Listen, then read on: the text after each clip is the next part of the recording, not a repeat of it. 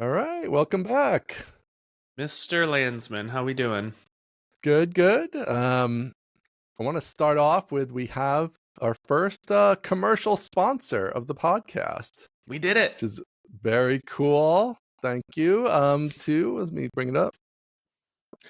Thank you to Laracast, longtime friend Jeffrey Way. Laracast. I mean, I've been using Laracast for 10 years, literally. So if you're not aware what Laracast is, it's the premier kind of place to learn Laravel and really all topics web development. Do just an amazing job with tutorials, Jeffrey and his team over there. So definitely check that out. It's only $19 a month. They actually have the lifetime deal still. I think it's like $3.99 for life, which is what I would do, honestly, and what I have done, and gotten way more than my fair share out of it. So thanks to Jeff for reaching out and Laracast for sponsoring the podcast. Truly appreciate it. If you are interested in sponsoring, definitely let us know on Twitter or you can email us. But yeah, thanks to Laracast. And Aaron, I'm sure you've used Laracast, right? Ian, come on. Hey, I come know. on. Look at me. Come on. Were they a mentor Yeah, of yours, I assume, right? yeah, I'm a lifetime member, of course. I Of course. purchased many years ago. And I'm a Laracast instructor. So I've got a course on Oh, there. oh, wait a minute. What course did you Yeah. do? Get out of here. I did One not on know this. Sidecar, that open source library that I wrote. So I think it's like Ah, serverless functions or something like that. It's part of the ah, creator series, which he did, which is like people that create libraries. So like I think Jack McDade has a Statamic one. I think Caleb did a Livewire one, and then I did one on right. Sidecar. So yeah, Yeah, I there's know so much stuff Laracast. on there now. It's I just know. unbelievable. I mean, they literally all the JavaScript stuff, yeah, Livewire, like you mentioned. Mm-hmm. It's way more than Laravel at this point. But he also just released the Laravel 11 huge series that kind of brings you up to speed on all that. So definitely check out Laracast if you haven't. If you're somebody out there who hasn't, Yeah, for the definitely. 4 people listening that haven't already bought a lifetime membership, please do Thank that. you. Thank you, Jeffrey, for sponsoring us, even though you're sponsoring into what I'm sure is a Laracast heavy audience. Yes. We really appreciate it. And definitely, if you aren't a subscriber, definitely check it out. Helps the show and helps the Laravel community. So thank you, Laracast. Yes. All right. We have a little bit of feedback I just wanted to cover, and then you have a lot of stuff to talk about. But Yeah, it's kind of an emergency pod because well, today's Friday and we're gonna yeah. put it out as quickly as we can, and then we got a big one scheduled for Monday. But the show must go on. Yeah, we got kind of fell behind a little bit. I was a little under the weather Monday, but we're catching up now. We got an emergency pod. It's all kind of worked out actually, so It it's has. good. Yep. So we do have a lot of feedback too. All of it's not gonna make it to the show. Sorry to some of you who wrote in. I will write back to some of you to follow up anyway. But I do have a full few pieces I pulled out here. Andrew Mason had some feedback. I thought this was very appropriate. He's like, "Hey, we used to talk about Taylor Swift a lot. Taylor Swift, Queen of the Breakup Song. Is Aaron going to do a breakup song?" That's what he wants to know. And I don't know. You're going to bust out. You're going to do some singing, some dancing. I want to keep many of the listeners that we gained through the layoff story, and so I will not be singing here. But Oh man, that's a instead, bummer. and we can talk about this in a little bit. Maybe I'll start a breakup company. So maybe that's Oh, there we my go. version of T Swift's breakup song. Not Vengeance DB, I don't think, but something No. else. Just regular Vengeance Incorporated. Yeah, not a database thing at all. Yeah. Right. All right. And then we also had a question from Anthony McCloskey on just a quick feedback on your sleep stack and how that's going in the Chilipad. Is that what it's called? Chilipad. Yeah. Chilipad. They pump How chili is through that? it. Yeah. Well, I refuse to call it a sleep stack because that's Oh very no. San Francisco, and I think Right. Anthony knows that because I said that on Twitter. Right. So my sleeping arrangement, my ritual is going great, Ian. It's going amazing. Wow. I'm sleeping through the night. I think a lot of that has to do with the Chilipad Right. because it is keeping me cold or cool. The younger twins have started sleeping through the night. I've stopped caffeine, past 11 really, and I've cut back drastically on how much I'm drinking at all. Still off the Diet Cokes. Oh wow, okay. And occasionally I'll take some CBD before bed, and it like I feel like all of those things combined have helped me sleep, and I feel so much better. That's awesome. Yeah, when your sleep's off, it's so hard. Just every single other aspect of your life gets way worse when the sleep's off. Everything gets worse. So yeah, feeling better. Highly recommend the Chilipad if you're waking up warm or having trouble regulating the temperature in your room. Very, very recommended. All right. Awesome. Well, I mean, we got to address what's behind you here. I mean, you're in the Aaron Francis studio of light and sound. So I am. Yeah. Looks like you went a different way than what we saw on Twitter a little bit. On Twitter, you kind of had some shelves and some stuff. I did, You're going a little more kind of just some photos and things. So give us the scoop. What's going on? Yeah. So I'm in here. I'm in the apartment studio, which is officially the Aaron Francis studio of light and sound. And so this wall behind me, if you're not watching on YouTube, this is going to be real difficult for you. This wall behind me, there's a window behind that wall. So that's where the false wall is built, which is just crazy. Like, yeah, it's so awesome. So stupid and so awesome. It is. Like, it's one of those things that's totally stupid. It makes no sense, but it's also just amazing and awesome. Yeah, that's kind of my MO. A little bit of your shtick, what is stupid and awesome? And I should do that thing to the uttermost. What can I go over the top with? Exactly. So IKEA cabinets, IKEA pegboard, and then right now I've just got all that art resting on the cabinets or on the countertop. But I think I'll probably, I'll hang some of it and make it a little more gallery wall-ish, put some books on the countertop. Got my lighting all set up, got a new camera, so I'm finally as 4K as you are, Ian. The other camera had 4K, I just didn't have it enabled. But now I've got this camera with 4K, and I'm feeling like, God, I got to really visit a dermatologist. This 4K is too high resolution. It's the worst. A little high in the resolution. Yeah, I don't love it. I'm like, I gotta scoot back. Like, where I need a blur filter on this thing. But yeah, it's awesome being here. Like, I'm still smoothie guy, so I can just walk out to the kitchen, make my smoothie, walk down to the gym, hit the elliptical and the weights for like 20 minutes and walk back up. Private bathroom, little balcony, I can look over the pool. It's like I'm truly living. It's wonderful. Yeah. That's great. That's awesome. Yeah. It seems like you've gone for a little more of is this intentional? Like, the lighting is something different. It's more of a contrast, like a black and white kind of situation. Or maybe that's just because of the board. I don't know. There's definitely a different vibe. Yeah, this is a different vibe for sure. I went, the old studio was very much, or the old room was very much dark, and the background was dark, and there were like some neon lights on it and stuff. And this is very clean, very white, and much, much brighter. And that's the aesthetic that I'm going for in here. And I have a different setting. There's some lights back there. I have a different setting that warms up the whole background, so it makes it a lot moodier. But this is like my clean, modern workshop. Like, you're in the shop, working light. Yeah, exactly. I like it. It's a little different than what other people are doing, which I think is good. Kind of stands out. Yeah, that's the goal. And whether or not I put up, those colored, Go V lights that I had, I don't really know. I might have a scene that looks a lot more like gamery, but right now I'm going for like clean professional, not degenerate gamer. So could switch it up too. Go on your vibe, Yeah, like whatever you're feeling. Exactly. If I ever start streaming myself playing like Factorio or something, I'll put the neon lights back there again. And then you have to. Pump the rules, music, and it'll be great. So yeah, it's good to be here. I feel like I can work here, which is really nice. Commuting is good and all that. Commuting is awesome. It's like from the rent house, it's like 5 minutes, and from the house that we're gonna move into soon, it's like 3 minutes, maybe 2. Wow. So what's 1 minute of that is getting up into the apartment garage, because those are a nightmare. So it's awesome. Yeah, I love it.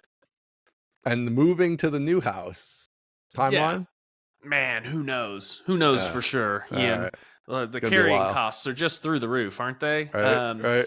So our lease and the rental is up May 1st, and I think we're going to extend that to June 30th, so we get an extra 2 months. But the new house should be done well before then. It's just a matter of like, we don't want a super crunch moving, because moving is a nightmare, and moving with 4 kids is probably a 4x nightmare, maybe a 40x nightmare. It's a big nightmare for sure. Yeah, so they should be done. Cabinets are there. We've picked out countertops. Drywall is up. So, man, knowing as much as I know about construction, which is not that much. Is this a new house? Is this a new house? No, it's a full remodel. Okay. Yeah. Full remodel. Full downstairs remodel. To the studs. Yeah. Yeah, exactly. Okay, that's still a big job. Right. Still a big job, man. Yeah. Don't count your chickens till they're hatched. Yeah. Definitely. Yeah. Getting a couple extra months. Definitely a good idea. Yeah. Never know what might pop up there. No. And man, can you imagine if it came May 1st and they had a new tenant ready to move into the house we're in, and we had nowhere to go, and it was like, you had one job. You had one job, and it was make sure your family has housing. So I'm just, I'm going to make sure that is the case. Yeah, you don't want to have to go somewhere in between, like trying to, all of you, 6 of you in the studio. No that's not freaking way. Yeah. No. Yeah. So I think that's a good call. It's always better to play it safe on these things. Yeah, I think so. Cool. All right, one more piece of follow up. Last episode we talked about Kelsey Hightower, and I couldn't remember where he worked.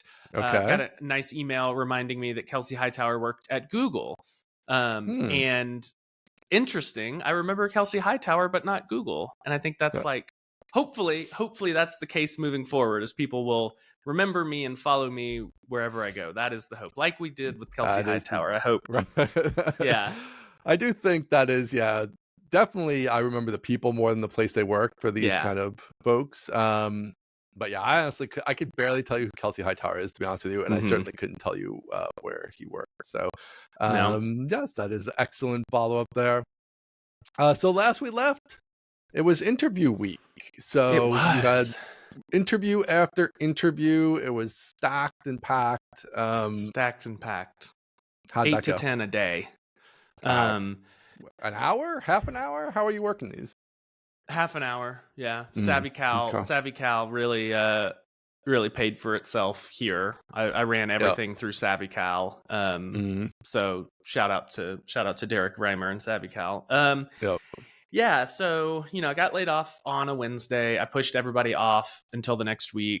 And so then last week was interview week, and it was also like phone call with friends and advisors week. Get some advice. So last week I had, I think, 39 calls. I looked at my calendar and counted it up. And I think it was 39 calls. Yeah. That's wild. That's like awesome, but also terrible at the same time. Yeah. Totally awesome, and like super duper encouraging, and also terribly exhausting.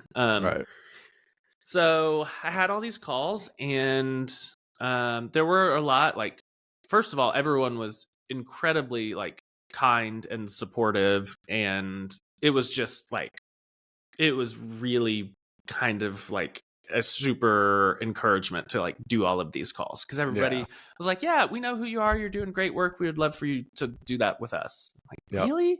I don't have to like send you a stupid resume or something? No cover letter, no resume, nothing. Just show up. Like, hey, we've seen the work you're doing, which maybe that's a takeaway. Which, I mean, put your work out there. Let's tie that back to one of the earliest episodes, and one of the things you talked about and had a great talk on and everything is like, put the work out there. Like, it's such a huge advantage, like, to put the work out there and have people know you and have ins with people and connections, whether it's like, obviously you're exhibiting a somewhat extreme case, but even in a smaller case, it's like, you don't need 40 people to call you, you need 2, right? So it's like, you make a name for yourself, and you're going to get an opportunity when you need one. Like, that's such a huge thing. Or someone to just retweet you at the right moment, or to share you with their group or whatever. It's like just that little push just by putting yourself out there a little bit. So I looked back when I applied at Tuple, which was a few years ago now. I put together a web page. It's just aaronfrancis.com/Tuple, and it's my resume / application. And on there, I just said, hey, Ben, like, here's all the stuff I've done that you can go look at. And I think that's such a cheat code to have work publicly available, so you don't have to be like, I Yep. promise I did great stuff at my company that I Right. can't show you, but you have to Yep. trust me. Having Yep. stuff that's like, hey, look, it's out there. It's been Yep. out there for a while. I'm not just doing this for your edification. Like, it's out there. You could go look Yep. at it, and if this works, it works.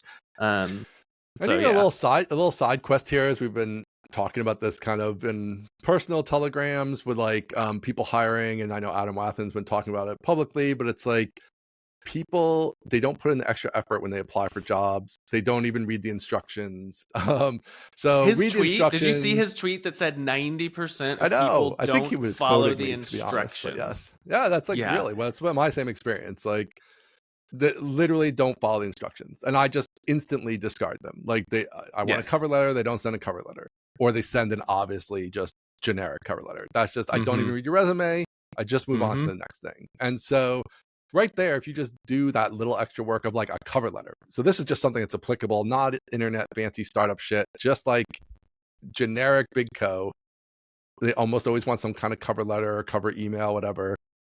Like, just do that. Like, just literally do a good job on that. And Yes. that is already a huge step. And then follow any instructions. Already, that you're already at like the 5 percentile of like people and what they're doing. And then, yeah, I think certainly for jobs you're really interested in, especially at smaller companies, like what you did for Tuple, going that extra step, which is still not a huge step. I mean, we'll put a link in the show notes to your page. I mean, it's not like you spent 2 days on this website and stuff's flying all over and it's like Tuple special. Like, this is just like addressed to the founder, a nice little paragraph, some links to your shit. Like, that's it. It took you probably half an hour, whatever. Yes. And that right there is going to make a huge impression. And that was a job you were hired for, we should say, for people who don't know. So it actually worked. It worked. Yeah, and it's great. And it's like, that's going to make you stand out. During the interview process, one of the pieces of feedback I got from Ben was, who is, was the CEO of Tuple. He said that like a bunch of people just DM'd him like 15 different links, and he really appreciated that I put it all together in a nice digestible format for him. And like, it took, you're right, it took me 30 minutes, and I just put a very simple page up, but I think it shows that like, hey, I want the job. I thought about this. I thought about what might be easiest for you, and here it is. So, I mean, it's the core principle of selling anything. Like, the easier it is to buy, the faster and easier it gets bought. And so when you're selling yourself, you want to make yourself easy to buy, and putting all the information in one spot in a digestible format with appropriate explanation, following the rules people want, like, that just makes you easier to hire than the person who's just like, here's all my shit in the DM and like, yeah, here's that's just like, hire me. I would love to work there. It's like, okay. Yeah. And here's a link to my GitHub with 200 projects in it. Like, how do I know which is the one that you actually want me to like really, the 5 minutes I'm going to give you, like, which is the one you want me to really dig into?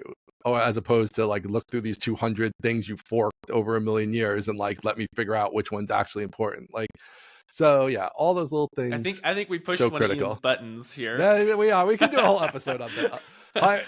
Last time I hired, like last year, it's just like, I mean, I was just like throwing shit in the office. It's just like, it's crazy. And like, we had like hundreds of applicants, and we really only had like a couple of actual serious people that were even like worth interviewing, to be honest with you. Like, I think I did end up doing like 4 interviews, and only a couple were even really good. And we ended up with somebody great, so that's great. But it worked out. But it's still like, man, you go through all this stuff, all these people wasting this little amount. Why even waste your time? Like, why waste your time with this little 5 minutes you're wasting by not following the instructions and doing a poor job? So yeah, it's just like, why do I want somebody who's going to do a poor job at presenting themselves to me for a job that's going to pay not a good start, $100,000 or more foot there? Like, so yeah.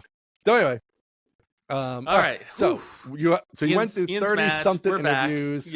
Yeah, I got the juice flowing.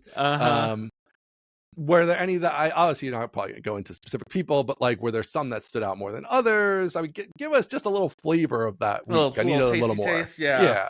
There were definitely some that stood out more than others, and there were some, there were some that were like, this kind of seems interesting, but it's not really my area of expertise, and like not really my area that I want to get super into, frankly. And so there were several like that where it was like, hey, this person that I'm talking to is great and the company has an awesome reputation, but it's just something that like I can't see myself getting really excited about. And so there were a few of those, but most of them were basically around the same, like, hey, we kind of want you to come and do the same thing at our company. Yeah, come do your thing. And we actually, Steve and I took a few joint calls together, and like, we'd love to have both of you come. Like, we want to hire you both right now. Wow. Which is awesome, and like I would love to keep the band together. Which we are. So go ahead. Foreshadowing. Yeah. Before we get all the way to that, were all of these like job offers, full-time job offers? Were there people who are like, hey, we just want to contract with you? Or what was that? So there were some that were like, hey, we don't have a full-time spot right now, but we would love for you to create content for us. I'm like, no, that sounds great. Some said, hey, I don't have a job at all for you, but I want I want to talk. And so that was just nice of people to reach out. Many of them were like, we want you full time on the dev ed team or DevRel team, doing the same kind of thing. Some people asked me like, what is developer relations? And I was like, I don't know. I mean, it's nice because I could just be totally honest, and people, in these interviews, and people are like, what's developer relations? No idea. I'm a developer educator, and that's what I want to do. I'm like, oh wow, good answer. I'm like, great, thanks, because I didn't know the answer to the question you asked. That's so funny. Yeah. So there was some stuff like that. Some people were like, some people did like a formal interview, and they're like, can you tell me what this word means? Or like this abbreviation, industry abbreviation means. Okay. Yeah. One of them was like new SQL, NEW SQL. Like, what is new SQL? And I said, I'll be honest, I have no idea what new SQL is. I know what NoSQL is. I don't know what MySQL is. I have no idea what new SQL is.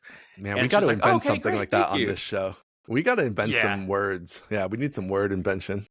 I know. We need some shibboleths. Did you ever find out what? That's Old Testament. Do you know shibboleth, Ian? No, I don't think I do. I don't think I do. I'm not as studied as I should be. This is a great one. So okay, give it to us. I'm gonna all of the biblical scholars out there are gonna just cringe as I butcher my way through this. In the Old Testament, so they're good guys, bad guys, right? Whoever, Israelites always the good guys. God's chosen people. So there was this point where they were like trying to weed out some spies or whatever from a foreign land, of course.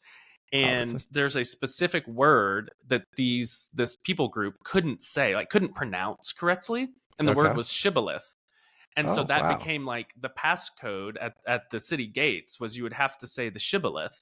And so now it's become like I'm just going to Google. I love Googling definitions on the show. Shibboleth. Give it to us. Yeah. Here we go. We love the law. Just freaking, I got another one. I got the teetotaler last time, and this time I got shibboleth. Here's shibboleth. A custom, principle, or belief distinguishing a particular class or group of people, especially a long-standing one regarded as outmoded or no longer important. So you could say like, we have a shibboleth, and that's like, oh, we have a secret code, a secret word, a secret language. And so we need more shibboleths on the show. So there you go. There's your word study for the day. There's your little bit of biblical history. Blown away. I have to say, I was raised Jewish, but I don't recall them going through this. You don't remember shibboleth? No, I don't think I got to that. I don't think we got through that. So now I know. Let's see if I can give people a reference here. No, not really quickly. Oh, shibboleth. Up on my old single sign-on login system for computer of course it is. Everybody's out of domains. It's like, hey, we're gonna mine the Old Testament for domain names that are available. One for like an auth company. Shibboleth. That's amazing. We use some shibboleths. I dislike everything about that for a company name. I just think it's all it's just all no good. Yeah, it's not good. Nobody's gonna get it. Nobody has any idea. Nobody can spell it. Nobody can spell it. Nobody can say it. you're bringing this whole religious component in, which has its own can of worms. Like, there's a lot I don't like about that. So don't actually do that. If you're a don't do that. Do that with the VC money. The VC money, you want to take a flyer, that's fine. But with your own money, you don't want to do that. Okay, you want to get real metal? Here's the here's the passage it comes from in Judges 12. This is Old Testament, so it's wild. Fire and brimstone stuff here. Oh yeah. So it's the Gileadites and yada yada yada. The man of Gilead said to him, Rabbi, "Are you so-and-so. an Ephraimite?" And they said, "Say the word Shibboleth." And he said Shibboleth, for he could not pronounce it right. They took him and slew him at the passages of Jordan. So it gets worse. Why? And there fell at the time of the Ephraimites 40 and 2,000. So, yeah, you got to say Shibboleth right, or you're going to get slewn at the gates of the Jordan. Yeah, you got to have the secret passcode. That's so I'm really looking forward. People wanted us to do a call-in show. Yeah, which we might still do at some point. I think we should. Interesting. I'm liking this whole biblical spin-off show where we just go through like Old and New Testament passages. Maybe we get the Quran in there. Like we just go through some Buddhism. Like we start doing religious angles on things, and that's I can provide the in-house scholarship on the Bible, but I don't have the other ones covered. So we'll need to have a call in. We'll need to have a call specialist. You need to do that because that's how you get the audience, right? We'll have the call-ins. It's fine. That's right. Yeah. Yeah. I like it. It's great. Well, we'll add it to the notes for the call-in show. Yeah. So I told her, I said to the interviewer, I don't know what new sequel is, but have you heard of Shibboleth? Because I know what that word means. Did you actually say this? That would have been awesome if you did that. Oh, it would have been amazing. So the interviews, most of them. Hold on. What is new sequel? Like, inform us. Did you go look it up afterwards? I have no idea. Oh, no clue. No clue. Okay. Yeah, no idea. I think it's something that someone is trying to make happen. Like fetch. I don't know. Yeah. I don't know if it's going to happen. They're trying too hard. I think so. New sequel. I don't. Yeah. I'm not buying it. So lots of them were just regular phone calls, like with CEOs or VPs of DevRel or whatever. Right. And so they weren't super formal. But yeah, it was great. And I kind of left everyone. At that point, I left everyone by saying like, "Hey, I'm going to take a whole bunch of calls, and there's a chance that I end up taking no jobs, but I will definitely I'll definitely consider everything." And I did. I think there were a lot of great opportunities, but nothing that really moved me. I think part of me thought I could go and do this same thing again. Like I could go run it back, and probably it would work. Right.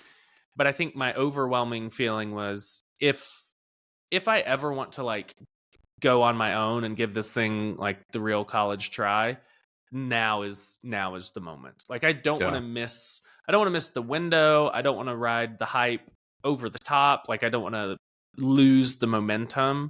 Right. And I think if I went and worked somewhere, went 3 months in, I would be like, man, I could have gone for it. I could have made it. And this is just so perfect because it's like I am the aggrieved party. I did my job. I executed my duties faithfully. I think the record will show it was a huge success. And then I got let go. So it's not it's not like I'm the bad guy and I became I weaseled my way into being the face of Planet Scale and then left him high and dry. And now I'm going to contract him for $1 million. That would have been clever actually. But I got let go. And so it's great. No fault of my own. Now's the time. If you took a job, you might actually end up in that spot. You take the job, you're unhappy, then you go start your own thing, and it's sort of like that. Now I'm taking this audience, and I'm going over here. It's sort of like a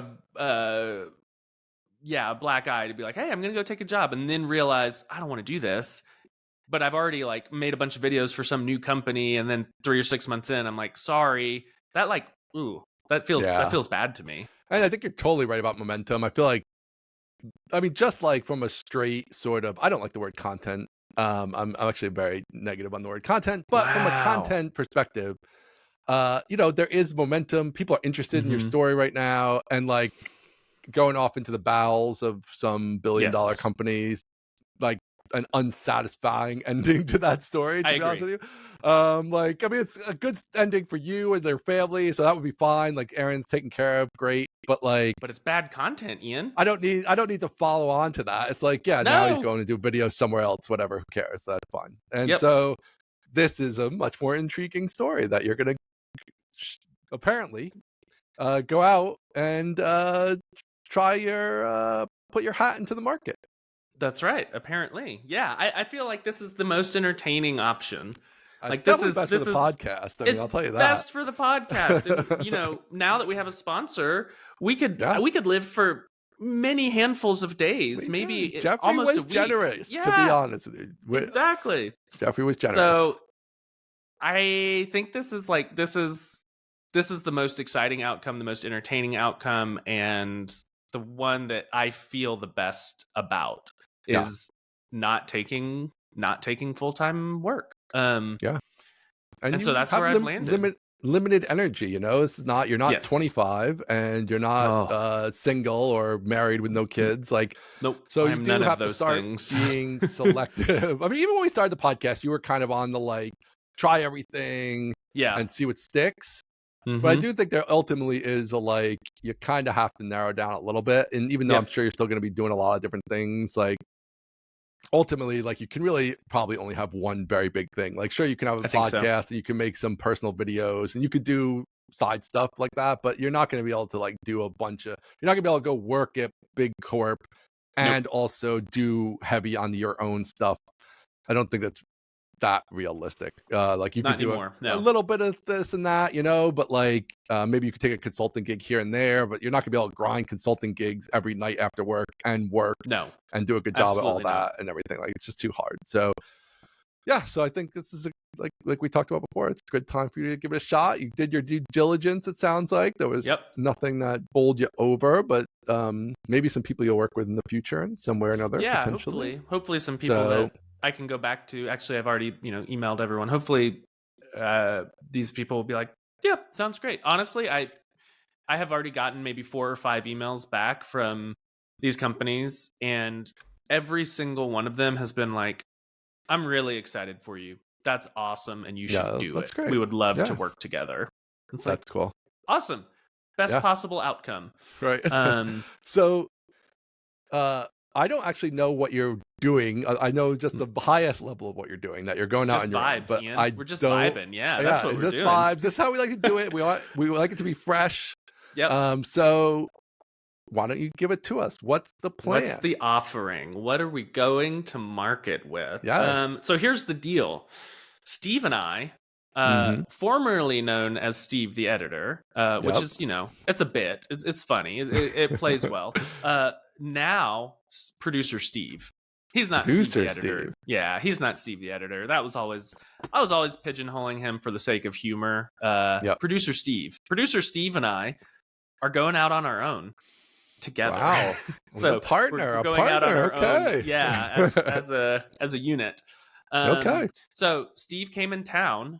He lives in Boise, Idaho, with Nathan Barry. I mean, he doesn't live with Nathan Barry, but Nathan lives there. That would be awesome if he actually lived with Nathan. Story. Yeah, that'd be awesome. You're dropping news, breaking news. Yeah, he lives in Nathan's back house. So he lives in Boise. He came in town Sunday, Monday, Tuesday of this week. And Steve and I filmed a video. Steve is like, I thought like, oh, I love video. No, Steve's a video. Steve brought so much gear. He's so deep. Yeah. So much gear, and like I'll show you I'll tweet some, behind the scenes photos of all the lights that he set up. Right. Dude would spend like an hour setting up lights, and then we would take a 30-second take, and it worked. Like it's good because it looks amazing. Right. That extra work always pays off, or usually pays off. It's so cool. Like working with an actual professional. It's especially very in fun. Person like that. That's really cool. Yeah. To like have the physical space set up and everything. Yeah, he rented an Airbnb, and we did a lot of the filming there. Like he looked for one that looked cool and modern, and then we did a lot of the filming there. We did some filming here at the studio. So it's gonna be like a splash video or that type of thing. Okay. By the time you're listening to this, dear listener, the video will be out. Okay. So go to my Twitter to see it. Aaron D. Francis. The video is it's the hero's journey, right? So it starts with I got laid off, and then it goes through me. It goes through me being sad, and so like we did a bunch of different shots of one. I'm at the pool. I'm just gonna tell you because everybody hopefully will have seen it at this point, and I think it's hysterical. One, I'm at the pool here at the apartment. I'm at the pool reading accounting for dummies. So I'm reading a big book. And I'm just sitting there enjoying that. One shot, I'm in the gym, but I'm sipping an iced coffee and looking at my phone while I'm like very slowly on the elliptical. One shot, I'm like surrounded by Diet Cokes, watching TV, and then the camera goes behind me, and you can see that I'm watching Fast and Furious. And it's just there we go, perfect, hysterical. And there's maybe one or two others that I don't remember. So that's like the first half, and then it turns with like me realizing I should go out on my own, and then it's like the a monologue, and then at the end inspirational. It's exactly, and then at the end it's like the description of what we're offering. So to that end, what are we offering? So here's the thing. I think there are going to be two legs to our offering. One is going to be in-house first party courses that we produce and sell. So that's going to be our own product. And I think, that can take the shape of a Laravel Eloquent course, which I will begin working on immediately.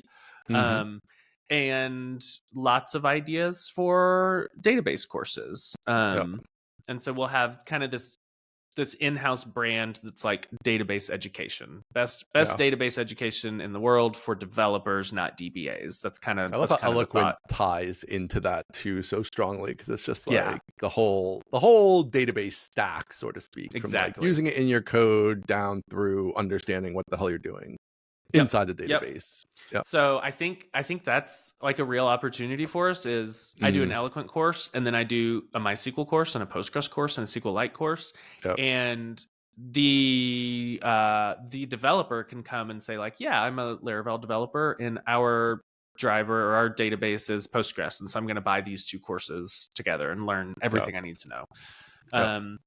So staying off of the monthly subscriptions for that, just like you buy a course and it's yours, and you're not expecting updates from us. Because it's, it's good. Databases, and I'm like, I can't be on the hook to produce a new novel piece of like valuable content for you to pay for every week. So I think that makes sense.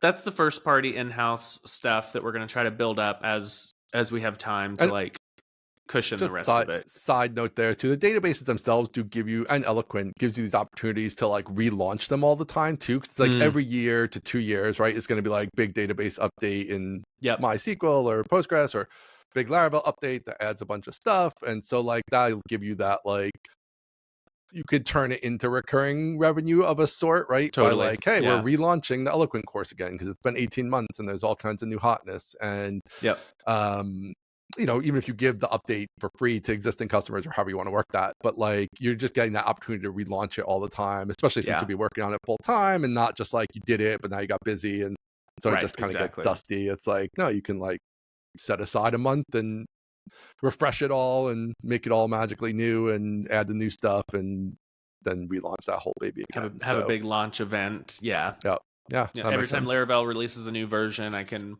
have another big launch sale or whatever. I think there's a lot of room there, and I think honestly, even partnering with guest instructors for like Ruby's active record, or Rails's active record, or even Prisma. The problem with Prisma and Drizzle, the JS ORMs, is they just change so much that I feel a little hesitant about that. Well, that's a lot. You have a lot to do. So if you cover Laravel, maybe with a guest for Rails, and then you get on database stuff, I mean, that's a year right there. Hopefully enough money and things to worry about. So that's the one leg. That's the products for dollars, classic business. The other leg is services for dollars. And so the initial offering here is, actually, it's also twofold, but the initial offering on the consulting side is One, we will come alongside your in-house existing dev ed, DevRel teams where you're already investing, potentially $1 million a year, and your Right. videos are not just simply not working. Yeah. So we'll do an audit, and then there will be, some sort of ongoing retainer of like, let's make your videos work better. Yeah. And that starts from coming up with ideas to framing the ideas to recording to editing to packaging to releasing, all the way through. And so instead of like me being the on-camera person, you have an on-camera person, and we work behind the scenes with that person to make them more effective. Yep. And then the enterprise offering is, you want us to make a whole entire course for you with me being on camera? Great. Contact sales. Let's do that. Right. And that starts at not insignificant amounts of money. Right. Yeah, because if we assume that these courses will do at least okay, then this consulting stuff is like fighting for your time there to some degree. Yes. So like, I do think I really like these consulting offerings. I feel like these are the like high level we talked about a couple weeks ago. It's like, don't get down in the trenches. And if they're going to put you down in the trenches, that's actually maybe even more money, right? Because it's like not just you coming up with the big idea, it's like you executing the idea, which now is all that extra work and everything. So I think that makes a ton of sense. And I think you could also position that as, even if it's like the big series to kick off your content marketing or something like that, right? It's like, even if it's like, we're going to do 10 videos or whatever the right number is, and you're going to stretch that out over 3 months or 6 months, and it's going to like lead to XYZ and like get you started, and don't start from zero or things like that. Let the experts kind of get it going. And so I like that. You could even have your own on-air talent at some point too, I could imagine. If that gets popular and there's enough companies looking to do it, it's like, it doesn't have to all be you even, and you can still sell it if you can find the talent. So I think that's exactly right. And I'll be curious, like, this is what I just pitched you is hopefully the worst version of this that it will ever be. And so, we've already had several people like reply and say, hey, would love to be your first client, let's talk. And so those conversations are going to tell us, what does the market actually want? And it could end up being that the market actually just really wants high quality editing. And it's like, all right, well, that's way different than what we thought. And if it is sustainable, maybe we do that. Or they may want something else that's not even on our radar, but they come to us and are like, this is actually our burning problem. Like, great, we can do that. So I think this is a well-informed starting position based on all the conversations we've had with people. It's like, this is what they need. And they're kind of like beating down the door, frankly, to get us to help them. And it feels so different. It feels so different from when, like, I spent 1,000 years trying to do this SaaS thing, and like everybody was like, I don't get it, man. And now these CEOs are literally like, hey, congrats, I love that you're going on your own. Can we talk next week about being your first client? Can I throw some money at you? Yeah. Oh yeah, this is what it feels like, huh? So I think it's gonna be good.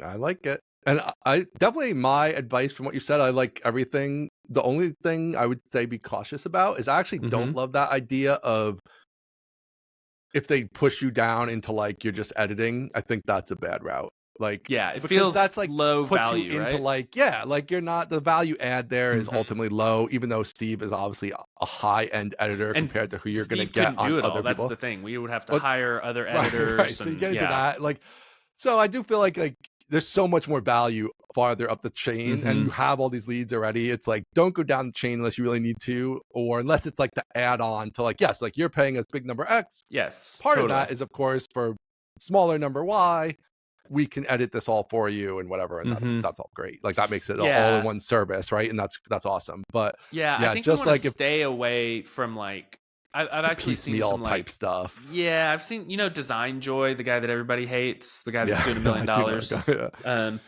So like, everybody thinks he's lying, but it's not clear like if he is lying or not. I don't know if he is. Who knows if he's lying? Turns out he's just kind of mean regardless. So Yeah, so I've seen some like video editing done in a design joy way, where it's like, you pay $5,000 a month and you get unlimited edits, but only one at a time and with 48-hour turnaround.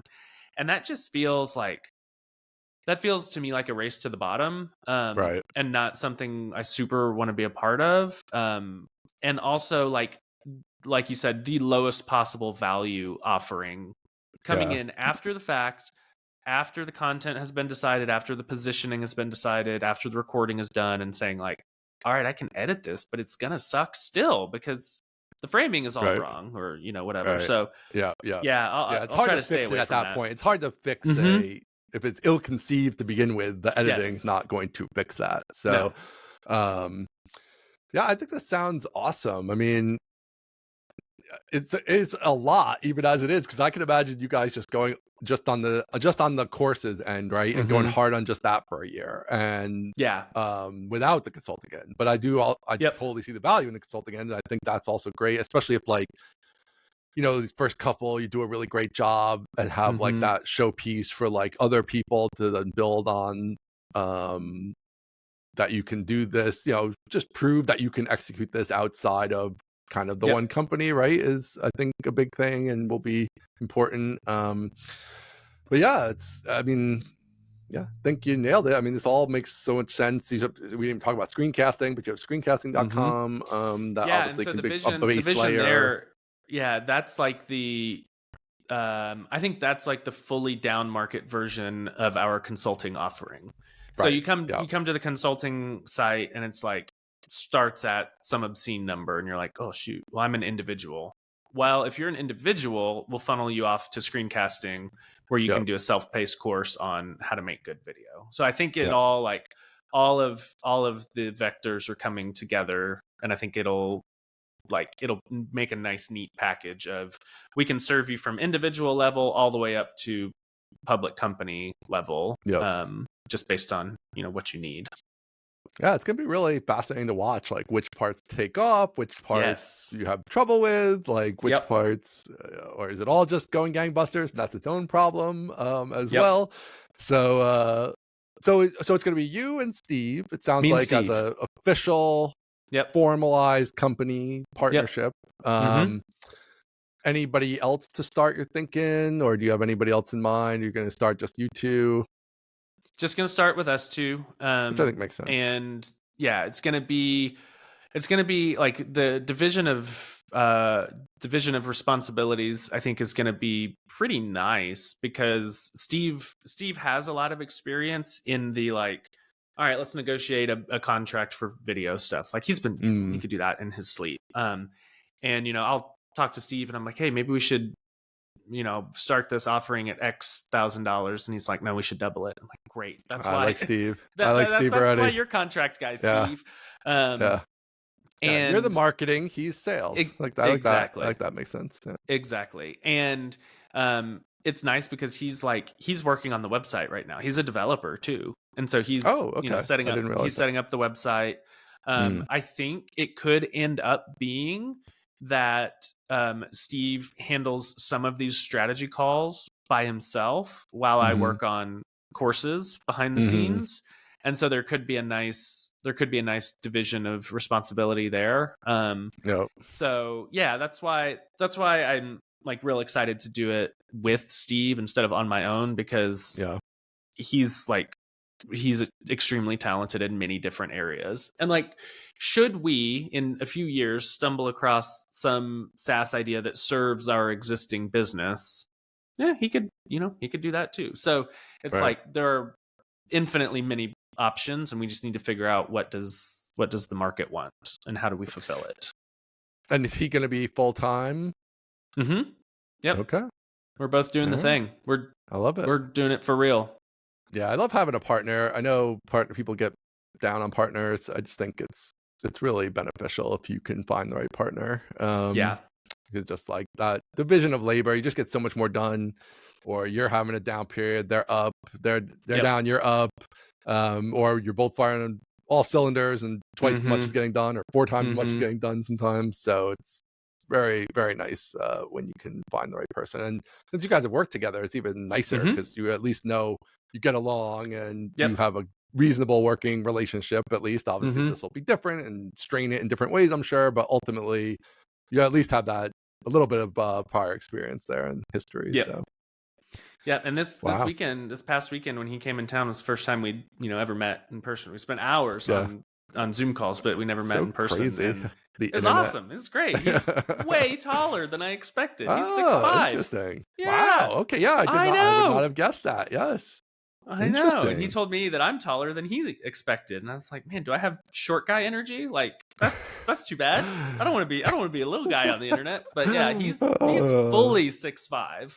It's crazy. How tall are you? You're like my height, right? Are you like 6'4"? I'm 6'1" and a half, depending on depending on who I need to be. Oh, you thought I was taller? I think you're big guy energy. Yeah, I thought you were taller. Oh man. Yeah, and I've met you in person. I thought you were taller. You came off taller in person. All right, that's great. How tall are you? Yeah, 6'4". 6'4". Wow. Yeah. Maybe I should wear lifts. Should I wear lifts? You should get 6'6". Yeah, why not? Yeah. Just like big 70s disco. People might catch on to that. Maybe 6'2" and a half. I could do 6'2" and a half with some boots that have a nice heel on it. Cowboy boots. Yeah, you got exactly. You're Dallas. You could do cowboy boots. I don't have cowboy boots. You don't know me at all. I don't have cowboy boots. What are you talking about? How about a cowboy hat? What I don't have a cowboy hat. What am I going to do with a cowboy hat? What the hell is the point of living in Dallas? A cowboy? Do you know what Dallas is? Dallas is a major in Texas metroplex. Yeah, it's not Fort Worth. You still have a cowboy hat. I don't have a cowboy hat. This is ridiculous. I don't like anything about this. This is not ridiculous. This whole conversation has taken a terrible turn. Steve Steve came over for dinner, and when he came over, he met Jennifer, and at that point, he was like, "I really thought y'all were gonna have like accents. I thought y'all were gonna have real full-on accents." Right. Like, nah, not really. You have a little, but you don't have like a heavy accent. Yeah, it's not. I don't have an East Texas accent. That's where it gets real bad. Okay, I could go honestly. I could go for a little more Matthew McConaughey accent. Like that's cool. Yeah, I could dig that. You should lean into that a little bit. Yeah. I know. I need like a dialect coach or something. Right. So I'll look into that later. That's a good use of money right now, getting a dialect coach while I'm unemployed. So you're on air talent. You need these things. Here's the plan. We're launching the video today. And so right after we get off this call, the video is going to be launched. And the hook is I got laid off and here's what I'm doing next. And so we're going to put it on Twitter, going to put it on a new YouTube channel. And the call to action is going to be like, get in touch. Just send us an email. We have a website. The name of the studio, so the name of like everything that we're doing is called Try Hard Studios. Okay, I like that. Yeah. So I like that. Yep. So tryhardstudios.com, and the plan is to just launch this video and then see what happens. I mean, we already have a call set up to do consulting with the company that wanted to hire both of us, but hopefully we get more of those calls set up. Yeah, hopefully we get more of those calls set up and just kind of like figure it out. That's all I got. Man, you're gonna have to come up with like processes for that too. I could see there being a lot of work around like formalizing these engagements and what are the actual steps you want to go through when doing these things and all that stuff. And that'll be like material you have to create and things over time. So it sounds like you're going to start with the consulting end as like the first push. Yeah, which I think makes sense. I think like the first several weeks, I will primarily be researching and producing this Eloquent course.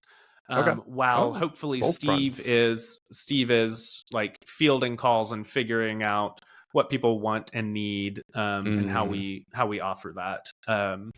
So the hope is that we can get this course done and launched relatively quickly and get like our big influx of company cash. Like we both, individually have runways, but it would be nice to have like exactly. It would be nice to do a fundraise from our customers buying a course, basically. I like that. Yeah. What about, I am a little surprised about a new YouTube channel rather than like utilizing your YouTube channel. What's your thinking there? I get the general idea, but at the same time, you have a big YouTube channel. Like I do, yeah. which we will Yeah. continue to use. Okay. So the YouTube channel that I have will continue to host developer content. So I will continue to make videos. I'll just now do it with Steve, with Steve's support. And Right. so the things that are, that is being rolled in to this company. And then the new YouTube channel is basically, it's more of like a lifestyle behind the scenes, make a video when we can or want to, like talking about everything else. So what I Right. don't want to do, because I would get penalized for it, is mix the messages on my personal channel. Okay. So personal Yeah. will remain fully development, and the We Try We're Hard getting the channel. insights here. Yeah. The algo. This is all about the algo. That's exactly right. So the new We Try Hard channel is going to be much more like a creator channel where we talk about building a business and making videos and stuff like that. And that's probably like, fourth or fifth or sixth on the list of things that's important. But it's a good outlet to have, so you're that still kind of content. viewing your personal channel, I would assume, as like one of the primary marketing channels. But it's just then you'll have this other channel for marketing, but also other stuff. It might not be as big as your personal channel for some time, presumably. But okay. What do you think? Give me your top couple fears or challenges, or however you want to approach that question. Claustrophobia has got to be number one. Ooh, claustrophobia. Hate tight spaces. Yeah. Are you talking specifically about the upcoming business change, or just in about general? The business, but if you want to give us your hard general left. fears, okay, that makes way more sense. So past claustrophobia. I think I don't think we're gonna have trouble generating an initial interest. And so that's like a huge leg up, honestly, that we can have people to talk to. I think one of my fears is figuring or not being able to figure out how to transmute the value to these companies. Yeah. So like the proof is going to be in the pudding. If we can come in and make your on-air talent 10 times more effective, I'm going to feel great about that. And I really think we can do it. But there is a fear that we're going to not be able to like figure out what the offering is. And then I think the second one is maybe not in any order. Another one is not getting any money whatsoever. And I think that's like a small likelihood. I mean, between we could honestly, we could probably go full on courses and live. And so, but there is a small part of me that's like, you're really out over your skis, then you better not fall. So that's definitely one. Or if like the consulting gigs ultimately you can't charge as much as you might hope, then that might be a little bit of a setback in how valuable that end of the business might end up being and things like that. Totally. Yeah. Yeah. So I think those are probably my big ones.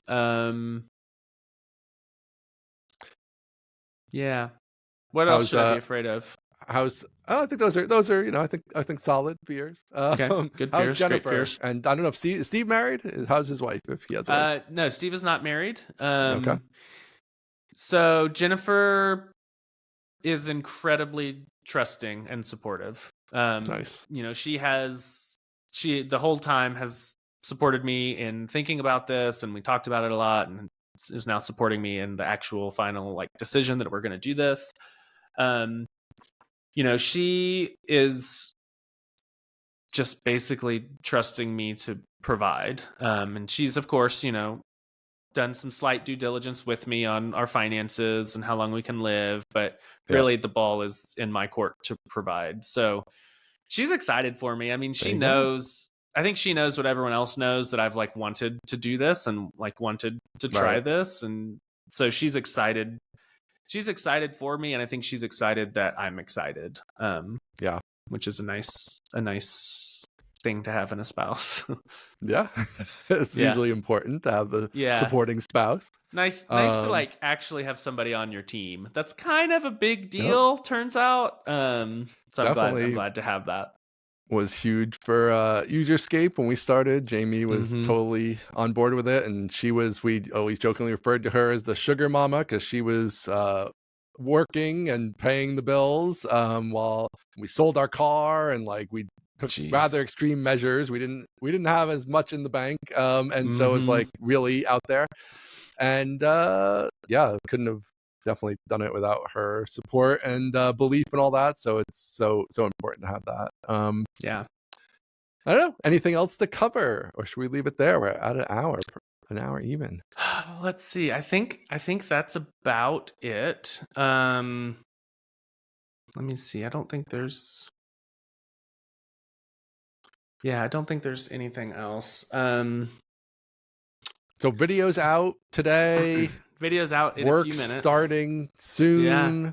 Yeah. And I guess we'll get the updates, but I imagine there'll be stuff. You'll be posting stuff publicly fairly often as we go here too. Yeah. So that'll be exciting to watch. Yep, and we'll cover it all here on the pod. So if you have any questions, write in and let us know. And it's gonna be. I think the last thing I'm super excited about is just like the freedom to just not do whatever I want, but like be fully into it. Like there's always this tension, and I think it's a healthy tension when you have a full-time job, to not basically post about your own stuff during the day, right? Because you don't want to like a bad you don't want to a little bit. It's noon on a Tuesday and you're like launching a new course that is not a part of your job. It's like, this feels a little weird. And so now I'm excited to be like, hey, look, it's the middle of the workday and look what I'm working on. And it's not like a conflict of interest. So I'm super excited for that. So the posting will continue until morale improves. So y'all brace yourselves. The hype is not over, by the way. The hype is not over. That's good. We've everybody only loves your just hype. begun to hype. Great. This is where I've never been good at this. Partially, I think, because of the market I'm in doesn't really lend itself to it. But great hype is very interesting and intriguing to watch. Like people love great hype. So like the ability to hype something, people love that. Like if it's done, I think, people have different takes on it. Some people are very sort of like the base camp. You're all fucking idiots. This is the right way you should be doing stuff, right? Like that's their take on the world. Aggressive manifesto, Yeah, like your take on the world is like the very positive, like here's the kind of change I'm trying to bring about and like what I'm trying to do and follow along with me and like we can all rise these boats together, like all that, when people obviously like that too. So I think that's all really cool. Definitely looking forward to the hype videos and tweets and everything as it goes. Watching all the new channels sprout up, the new Twitter channel and all those so much things. Content. There's going to be so much content. Y'all are going to hate it. It's going to be awesome. One of the things working for yourself too that you really have to take advantage of. This is like hard to do at the beginning, but I think you should really try to make time. Is like to just like you could just take a day off. Like you could take a day off, or you could take the day off and work at night a little bit, or whatever. Like. And because even now I feel like, man, I wish I'd taken more days off. And even, and when I look back, I mean, listen, we went to Europe for 3 months and like, we did all kinds of stuff. And so I've done a lot and I feel good about it, but give yourself that permission to be like, hey, I'm going to go hang out at the pool for the morning with the kids or whatever. And like, especially with the business you guys are designing, for the most part, you're not going to have like that much emergencies. Emergency, or I have to be somewhere at 10 a.m. Like I'm sure you'll have some calls and things where yes, you have a meeting with a client and yes, for that hour you're going to be busy or a couple hours, whatever. But that's still not going to be your whole week. It's going to be, once or twice a week you have a call like that maybe or whatever. So, that is one of the upsides of working for yourself is you can do some different things or take the kids somewhere when everybody else is not there. I mean, this is literally like the biggest benefit is like, we're going to go to Disney, in February when nobody's there in the middle of the week or whatever, as opposed to like we're there in summer, it's 200 degrees, everybody in the world's here and we're packed in here like sardines. Like, so you can take advantage of those things, which is really, to me, is one of the best parts of it all when you have a family and your own business. So try to keep an eye out for those things. Well, the thing I'm already the thing I've already put on that list is Dune in 70 millimeter. Like I need to go Yeah. see it while it's I still do want to in do that. IMAX. I do Yeah, want to do that too. I think it would be awesome, and I think it would be like significantly better in IMAX actually I think than the so. theater I saw it in. We don't have good theaters here, so like it Hmm. was the biggest screen in my theater, but it was not sufficiently overwhelming, I don't think, Right. for the like huge sandworm You want gonna eat to be me. blown, like you want your chest just to Yeah, rattle. Yeah. that's what I think is the optimal viewing experience. So I'm Yeah. trying to see if I can get down to the city to do that as well. But yeah, exactly. Stuff like that. Like, bam, you're gonna go take 3 hours and drink a Yep. Diet Coke or a Drink water or as a many Diet seltzer. Cokes as I can. That's So a I'll leave us. Diet Coke free I'll leave zone. us with another 30 Rock anecdote because Mhm. we have to. You were saying you look back and you like said, I wish I took more days off or something. In one episode, Jack Donaghy has a heart attack and he comes back to work and he tells Liz Lemon, he says, I was laying there dying and all I could think was, I wish I had worked more. And I thought that is just like the funny, That's it's just so perfect perfect. Jack Donaghy. On my That deathbed, is. I was thinking, I wish I had worked more. Oh my gosh, that's really good. So there you go. All Watch right, that's 30 a perfect Rock. place to leave it. Watch 30 Rock. All right. Follow us, mostlytechnical.com, mostlytechpod on Twitter, and email into mostlytechnicalpodcast@gmail.com. We are starting to get a lot in there. They all get read. They don't all get responded to on air, but we will try Pity. our best. And thanks everybody for listening, and we'll be following along with Aaron over the next couple months. It's going to be super interesting. All right. All right. Thanks. See y'all. Later.